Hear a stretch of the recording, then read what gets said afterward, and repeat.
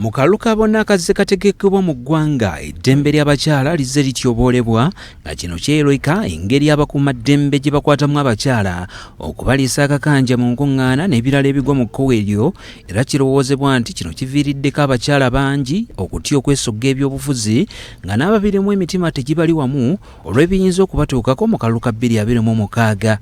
Mu lutuula lwa Paalamenti olunaku olwaleero mu kukubaganya ebirowoozo ku lunaku lw'abakyala, ababaka n'okusingira ddala ab'oludda oluvuganya gavumenti bagamba nti eddembe ly'abakyala mu byobufuzi lizze lityoboolebwa ebyokwerinda ekiviiriddeko n'abakyala abamu okutya okwesogga ebyobufuzi. Talk about the Bill of Rights, the women's rights. What has been discussed here is evidence to what is being done to women. We are seeing political violence to the women of Uganda. We see how women are being treated. It's evidenced our women in this country, they were stepped, they were backed, they were tear gas. In brutality, these men in uniform who are supposed to serve our country, they are beating women. Right, Honorable Speaker, we have women in prisons. Our women do not access sanitary pads, sanitary towels. So many women who are in those safe houses. Abamu batuuse n'okwebwako bujulizi nga balumiriza nti bazze batulugunyizibwa ab'ebyokwerinda mu kalulu. I happen to have also been a victim of violence by police. Has any moment been there for the ministry to condemn such acts? Or they just watch and see women being brutalized? Basabye gavumenti nti eggwanga we liba lyegatta ku nsi yonna okukuza olunaku lw'abakyala, enteekateeka ez'enjawulo ziteekebwewo okulwanyisa okutulugunya abakyala mu biseera by'akalulu olw'akalulu ka 2026 kagenda okutuuka ng'ekizibu kino kinaggweddwa eddagala. When it comes to violence against women in elections and politics, tagging it to the pillar 4 of women's participation in politics and tagging it to the human rights pillar.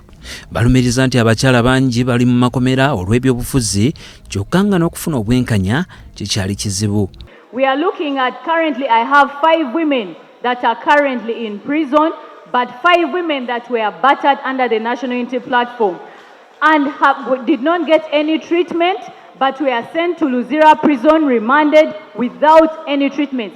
Mu kwanukula, minisita w'ekikula ky'obuntu Betty Amongi Akena akakasizza nti olukiiko lwa minisita lweronzeemu dda akakiiko akagenda okulondoola ku nsonga z'eddembe ly'olubuntu n'okusinga ddala mu kalulu akalulu ka 2026 kagenda okutuuka nga waliwo ekikoleddwa. Cabinet has constituted a subcommittee for human rights, which I sit in, and is chaired by the Minister of Justice and Constitutional Affairs. Attorney General is a member. We are 7 members.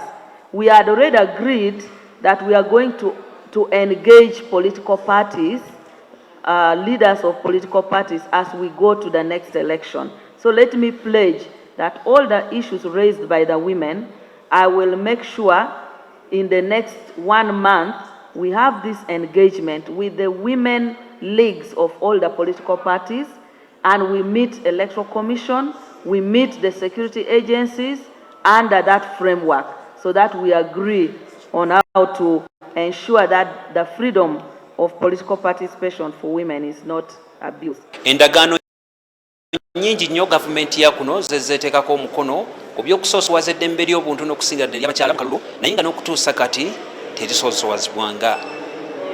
Joseph Seruwoza, BBS Terefayina, Parliament. Joseph Seruwoza, bwe tuva ku Parliament ne tugende